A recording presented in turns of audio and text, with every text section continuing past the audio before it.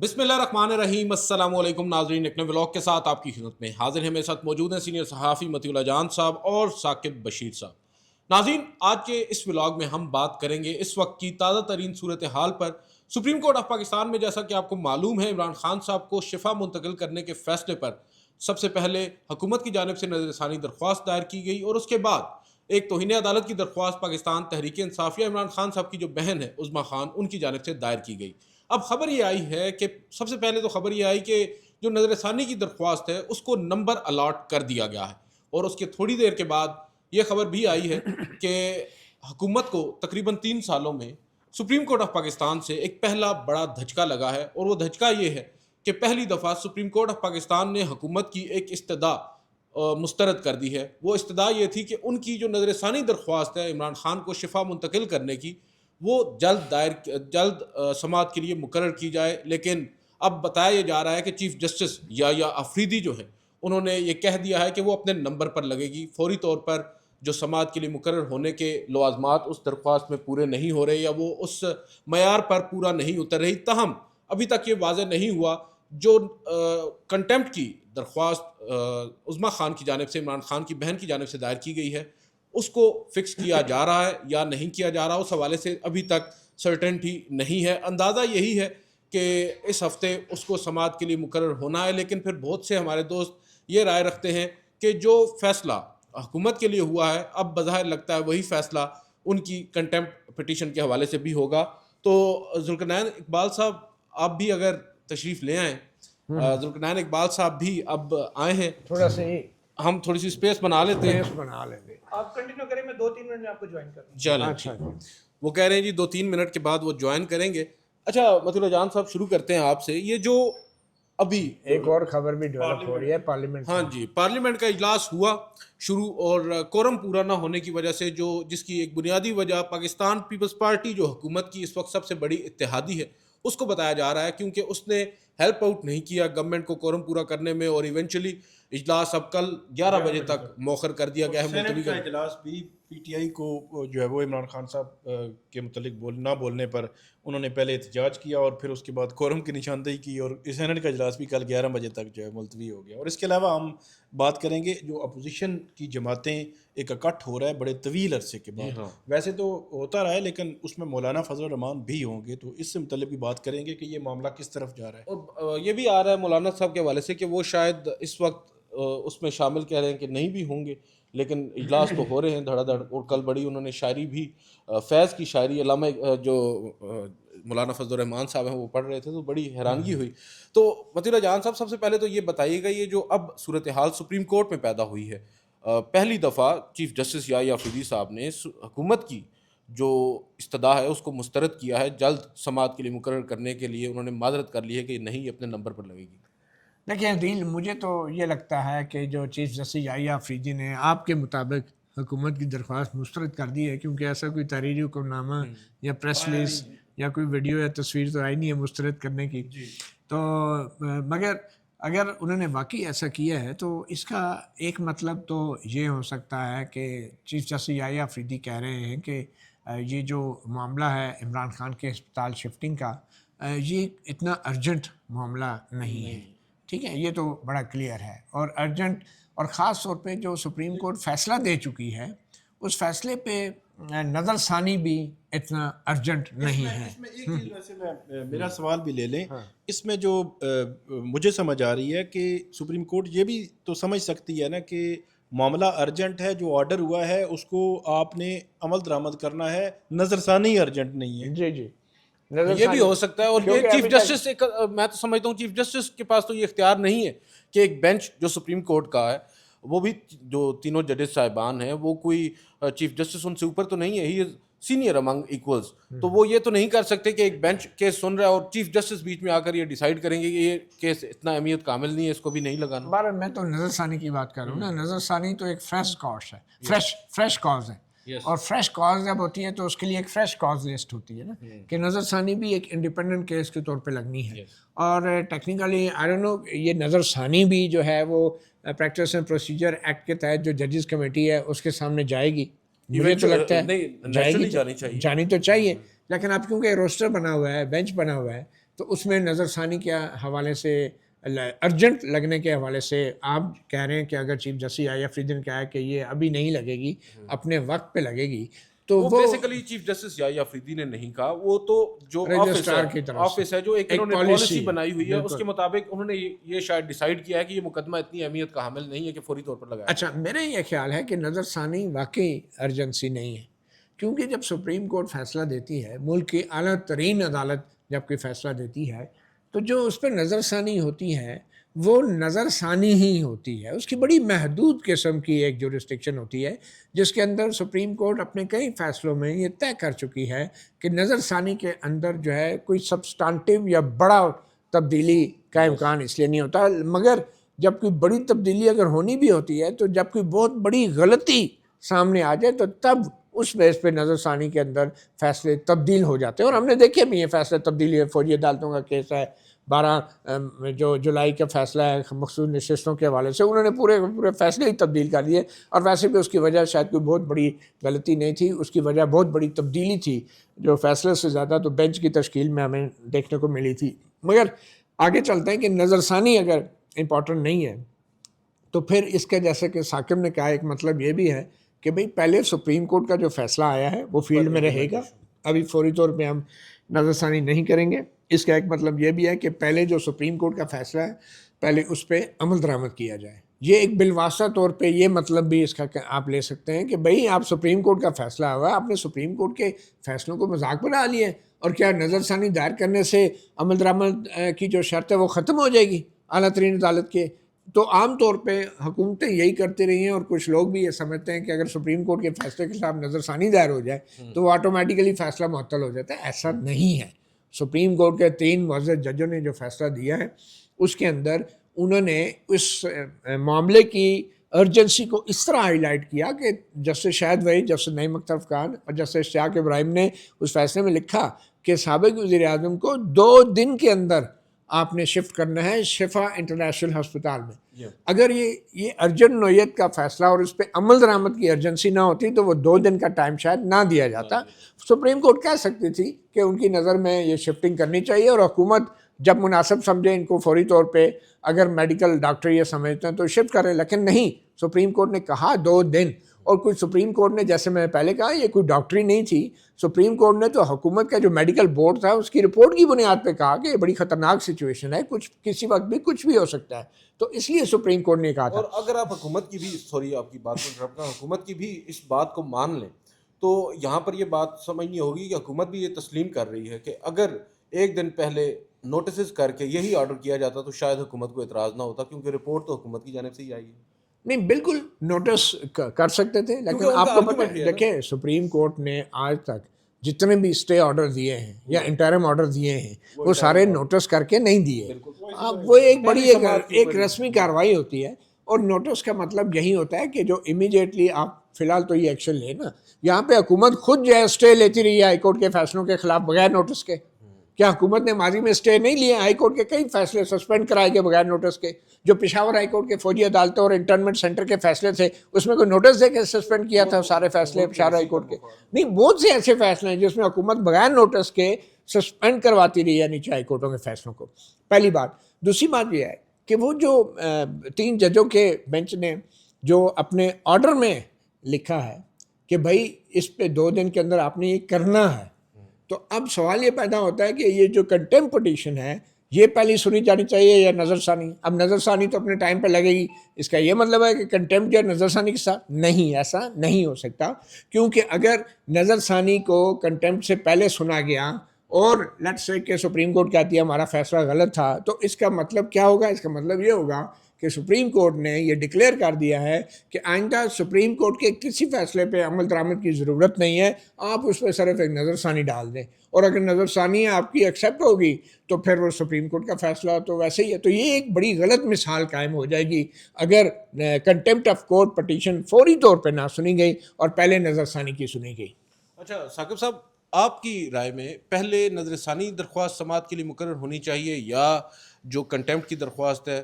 کیونکہ ایک جانب یہ جواز پیش کیا جا رہا ہے کہ نظر ثانی پہلے دائر کی گئی تھی اور کنٹمپٹ بعد میں دائر کی گئی تھی، آپ کو کیا لگتا ہے پہلے کون سا مقرر ہونا چاہیے؟ ایک تو عدیل صاحب جو سپریم کورٹ کا 18 اگست کا آرڈر ہے اس کے میری نظر میں 3 حصے ہیں. ایک، عمران خان صاحب کو شفا انٹرنیشنل ہاسپٹل منتقل کرنا ہے 48 گھنٹوں میں. دوسرا، ہر منگل کو یعنی کہ ہفتے میں ایک ملاقات فیملی کی کرانی ہے. اور تیسرا کہ عمران خان صاحب کے جو 2 بیٹے ہیں ان کے ساتھ ہفتے میں 2 دفعہ جو گفتگو ہے ٹیلی فون پہ وہ کروانی ہے. اب دیکھنا یہ ہے کہ نظر ثانی دائر ہوئی ہے، نظر ثانی فکس نہیں ہوئی. توہین عدالت کی درخواست کو فی الحال آپ سائڈ پہ کر دیں. سپریم کورٹ کا آرڈر موجود ہے. ایک جو حصہ تھا اس آرڈر کا کہ شفا والا معاملہ پیمز اور اس طرح کر کے حکومت نے اس سے جان چھڑانے کی کوشش کی ہے کہ جی وہ ادھر بندے اکٹھے ہو گئے تھے تو ہم پیمز لے کے آ گئے. اب دوسرے حصے پہ آ جاتے ہیں. کل ہے منگل اور اس سپریم کورٹ کے آرڈر کے بعد پچھلے منگل کو یہ آرڈر ہوا تھا تو ایک نورین جو نیازی ہیں ان کی ملاقات کروا دی گئی تھی. کل منگل ہے تو دوسرے حصے کا پتہ چلے گا کہ کیا کل فیملی کی ملاقات حکومت کرائے گی یا نہیں، کیونکہ گورنمنٹ کے پاس اب فیملی کی ملاقات روکنے کا کوئی جواز نہیں ہے. ٹھیک ہو گیا.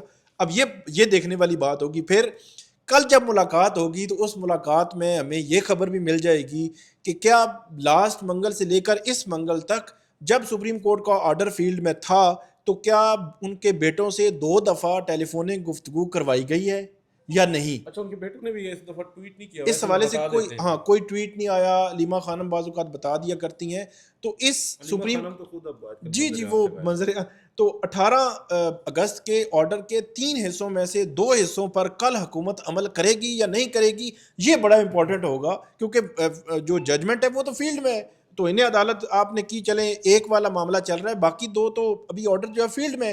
پھر ایک اور بات اس میں ہمیں نہیں بھولنا چاہیے کہ سپرنٹینڈنٹ اڈیالہ جیل ان کو آلریڈی سپریم کورٹ جو ہے وہ جو ملاقاتوں والا معاملہ ہے اس ملاقاتوں والے معاملے میں ان پرسن طلب کر چکی ہے اور ان کو کہہ چکی ہے کہ کیوں نہ آپ کے خلاف توہین عدالت کی کارروائی شروع کی جائے. اور اس کے ساتھ ہی منسلک یہ معاملہ ہے اگر اس آرڈر پر بھی سپرنٹینڈنٹ اڈیالہ جیل نے عمل نہ کیا تو میرا یہ خیال ہے کہ ڈائریکٹ جو سپرنٹینڈنٹ اڈیالہ جیل ہیں وہ کنٹیمپٹ کے مرتکب ہوں گے اور ان کو اب جو ہے وہ اب بال حکومت سے زیادہ سپرنٹینڈنٹ اڈیالہ جیل پہ بھی آ گئی. اس پہ اوپر ظاہر سی بات ہے فیصلہ حکومت کا ہوتا ہے. آئی جی جیل خانہ جات ہیں، پنجاب کی حکومت ہے، فیڈرل گورنمنٹ ہے، لیکن الٹیمیٹلی ڈائریکٹ جو کنٹیمپٹ لگے گی وہ سپرنٹینڈنٹ اڈیالہ جیل پہ لگے گی، کیونکہ انہوں نے کمپلائنس نیکسٹ ہیئرنگ جب بھی ہو اگر تو 16 کو ہو یا اس سے پہلے ہو، اگر وہ نوٹس کر کے یا 1-2 دن کے نوٹس پہ بلا لیں گے تو ان کو بتانا پڑے گا کہ انہوں نے ملاقات کیوں نہیں کروائی اگر وہ ملاقات جو ہے نہیں کرواتے. ایک اور چیز آج مجھے پراسیکیوشن کے ہی بندے ہیں انہوں نے مجھے جو ہے وہ ایک پوائنٹ آؤٹ کی. انہوں نے کہا یار آپ مطلب عجیب لوگ ہیں، مطلب گورنمنٹ بھی اور ادھر ادھر بھی سارے یہ بات کر رہے ہیں جی، چیف کمشنر بھی، آئی جی بھی. انہوں نے کہا وہ بھی ہیں، انٹیریئر بھی ہے، سارا کچھ ہے. کہتا ہے کہ ڈائریکٹ اگر اڈیالہ جیل کی جو اتھارٹی ہے وہ پنجاب حکومت کی ہے، وہ پنجاب حکومت ہے اس کی ذمہ دار.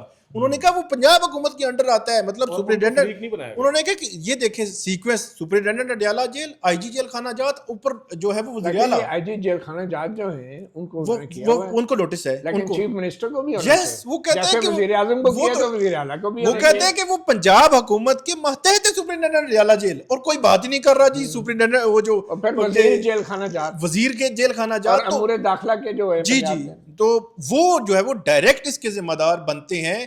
چاہے جائے کہ جو ٹھیک ہے یہ چیف کمشنر بھی ہیں، سپریم کورٹ نے بھی کہا ہے، وہ اسلام آباد ہائی کورٹ میں کسٹڈی بھی ہے، لیکن وہ ذمہ دار بنتے ہیں کہ جن کے ماتحت ہیں وہ سارے لوگ جو ہے. ایون پاکستان تحریک انصاف کا بنیادی نقطہ یہ ہے کہ مریم نواز سوللی رسپانسبل ہیں عمران خان صاحب کو اسپتال منتقل نہ کرنے. لائنر میں اس سوال کا میرے خیال میں پہلے کنٹیمپٹ سنی جانی چاہیے، پھر جو ہے وہ نظر ثانی جو ہے وہ سپریم کورٹ سنے. لیکن وہ نظر ثانی والا معاملہ تو یہ اطلاعات آ رہی ہیں وہ ویسے ڈیلے ہو گیا ہے تو یہ کنٹیمپٹ والا ایسے ہی ڈیلے نہ ہو جائے. اچھا میں آپ کو ایک چیز بتاؤں، جو سپریم کورٹ کا 18 اگست کا حکم ہے اس میں بڑی دلچسپ بات یہ ہے کہ عام طور پہ جب سپریم کورٹ حکم جاری کرتی ہے تو اس میں تصور کیا جاتا ہے کہ جو تمام ادارے ہیں ایگزیکٹو ادارے وہ اس پہ عمل درآمد کریں گے.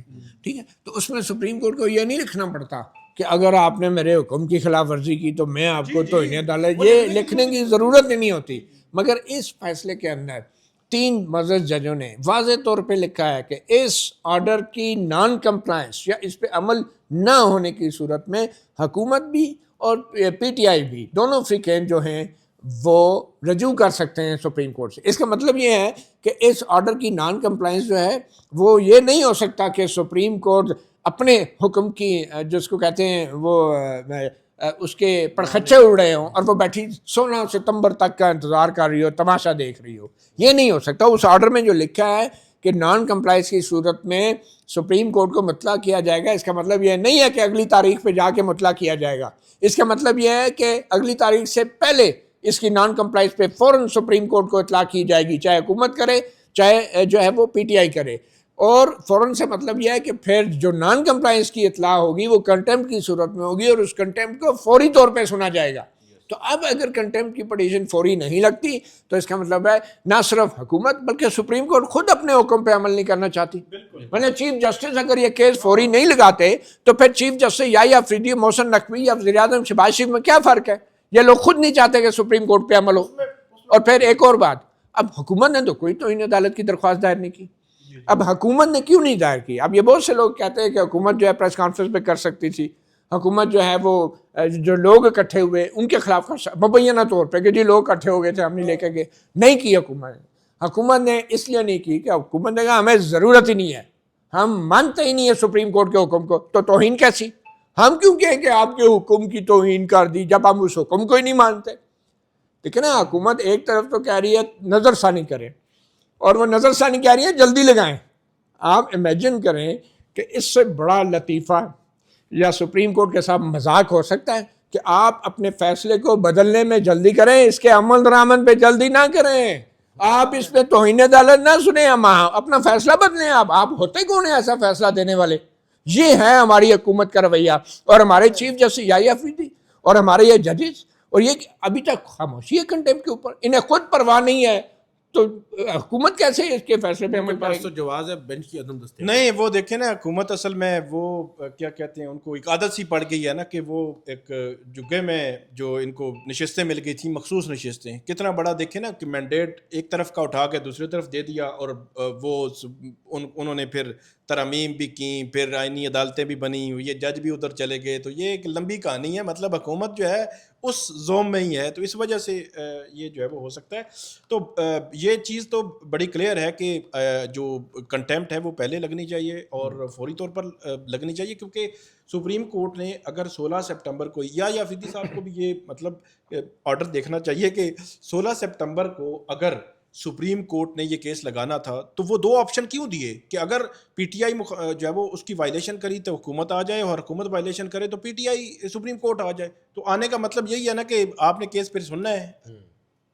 اور میں ایک اور بات کہوں گا, دیکھیں اگر کنٹمپٹ آف کورٹ ہوتی بھی ہے, لیٹس سے آپ کو پتہ ہے کنٹمپٹ آف کورٹ کے قانون میں کیا ہے کہ اگر کسی ملزم پہ یا کسی فریق پہ کنٹمپٹ آف کورٹ لگ جائے تو اس ملزم اور اس فریق کو پراسیکیوٹ کون کرتا ہے؟ اس ملزم کے خلاف سرکار کی طرف سے کون پیش ہوتا ہے؟ وہ اٹارنی جنرل بیرسٹر منصور عثمان عوان ہوں گے جو پراسیکیوٹ کریں گے شہباز شریف کو, جو پراسیکیوٹ کریں گے آئی جی پولیس کو, پراسیکیوٹ کریں گے سیکرٹری انٹیریئر کو, اپنے تمام ان سیاسی روحانی پیشواؤں کو کہ جن کی سرپرستی میں وہ آپ اپنے حلقے میں کھمبے ٹوٹی کی سیاست بھی کر رہے ہیں. تو مجھے بتائیں کہ یہ اٹارنی جنرل بیرسٹر منصور عثمان عوان جن میں اتنا ایک میں سمجھتا ہوں کہ جن میں اتنا وہ ابھی تک چیز سامنے نہیں آئی کہ انڈیپینڈنٹلی وہ اپنی رائے دیں کہ سپریم کورٹ کے فیصلوں کا احترام ہونا چاہیے, اس پہ عمل درآمد ہونا چاہیے, کیا یہ اٹارنی جنرل بیرسٹر منصور عثمان عوان جو ہے کیا شہباز شریف کو پراسیکیوٹ کریں گے؟ ان میں اتنی اخلاقی جرت ہے نہیں ہے.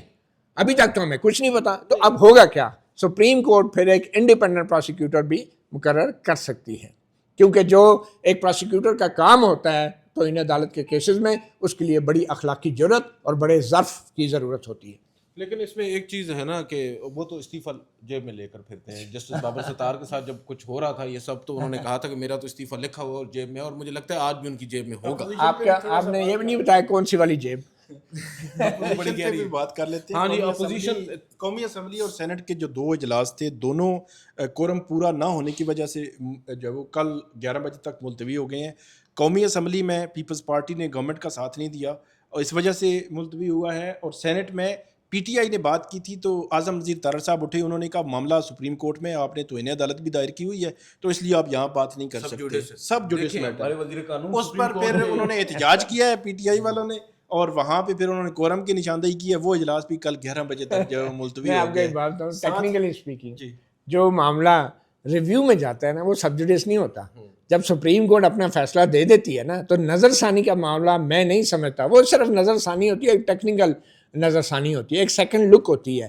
تو جو سپریم کورٹ فیصلہ کر دے وہ سب جوڈیس نہیں ہوتا. سپریم کورٹ کا فیصلہ سب جوڈیس نہیں ہے, وہ فیلڈ میں ہے. پہلے تقریریں نہیں کرتے رہے سپریم کورٹ کے جو یہاں پہ سماعتیں ہوتی تھیں وہ جیسی بھی تھیں, تو کیا ان پہ تقریریں نہیں کرتے رہے ہیں تقریریں. آج جو ہے وہ اپوزیشن کو بتا رہے ہیں سب جوڈیس ہے. دوسری طرف اپوزیشن کی بڑی بیٹھک جس میں مولانا بھی ہے, وہ بہت امپورٹنٹ معاملہ ہے, وہ شروع ہو چکی ہے. مولانا ہے, راجہ ناصر عباس ہیں, وہ ہیں اپنا اچکزئی صاحب ہیں, بیرسٹر گوہر ہیں, اسد کیسر, یہ سارے اب متحدہ اپوزیشن پہ جو ہے وہ میرا خیال میں کچھ محاذ متحدہ اپوزیشن محاذ جو ہے وہ بننے جا رہا ہے. تو میں ایک تصویر دیکھ رہا تھا جس تصویر میں مولانا آگے کھڑے ہیں, پیچھے مریم نواز ہیں, نواز شریف صاحب ہیں, شہباز شریف صاحب ہیں, زرداری صاحب ہیں, اور وہ پھر انہوں نے ووٹ کو عزت دی اس وقت بھرپور طریقے سے, اپریل سے اب تک دیے جا رہے ہیں. اور اب جو ہے وہ مولانا کے پیچھے اچکزئی صاحب ہیں, بیرسٹر گوہر ہیں, اور یہ راجہ ناصر عباس ہیں, اسد کیسر ہیں. تو اب جو ہے وہ پتہ نہیں کس کو عزت ملے گی. وہ کسی نے لکھا تھا کہ مولانا تو وہیں کھڑے ہیں, صف بدل گئی ہے پیچھے سے. نہیں, میرے خیال میں مولانا بھی جہاں کھڑے ہیں نا ضروری نہیں ہے کہ وہ ہمیشہ سے ادھر ہی کھڑے ہو. سیاست میں دیکھیں یہ چیزیں ہوتی ہیں, مگر پھر آپ کو فیس بھی کرنا پڑتا ہے, تنقید بھی, سوالات بھی. اور مجھے نہیں معلوم اپوزیشن اگر اکٹھی ہو رہی ہے, ایک ماحول بن رہا ہے, تو اس کے ساتھ ساتھ آپ کو یہ خبریں بھی مل رہی ہوں گی کہ شاید پی ٹی آئی کو بھی امیدیں دلانے والے غیر سیاسی اداکار موجود ہیں. ٹھیک ہے نا. تو اب اگر اپوزیشن دوبارہ سے موبلائز ہو رہی ہے تو یہ اس تاثر کو بھی تقویت دیتی ہے کہ شاید اسٹیبلشمنٹ بھی اپنا رخ بدل رہی ہے. اب ہو سکتا ہے 2.2 ہاں, اب کچھ بھی ہو سکتا ہے. اب دیکھیں نا, نام تو وہی رہتا نا, ڈیموکریٹک کیا ہے پی ڈی ایم کا, پاکستان ڈیموکریٹک موومنٹ. اب سر کون سی, اب ضیاء الحق کے دور میں ایم آر ڈی بنی تھی. آپ کو پتا ہے ایم آر ڈی کا کیا مطلب تھا؟ ہاں جی, یاد ہے؟ آپ میرا مذاق اڑا رہے ہیں. اچھا, ایم آر ڈی کا مطلب تھا movement for restoration of democracy. ٹھیک ہے نا, اس وقت آپ شاید پیدا ہو گئے تھے, نہیں 83 ایک سال. تو بہرحال یہ بات یہ ہے کہ مولانا صاحب اب جو اپوزیشن میں آ رہے ہیں, اس میں زیادہ اہم بات یہ ہے کہ پیپلز پارٹی جو ہے وہ بھی اپوزیشن کی طرف راغب ہو رہی ہے. یہ ایک بڑی دلچسپ بات ہے.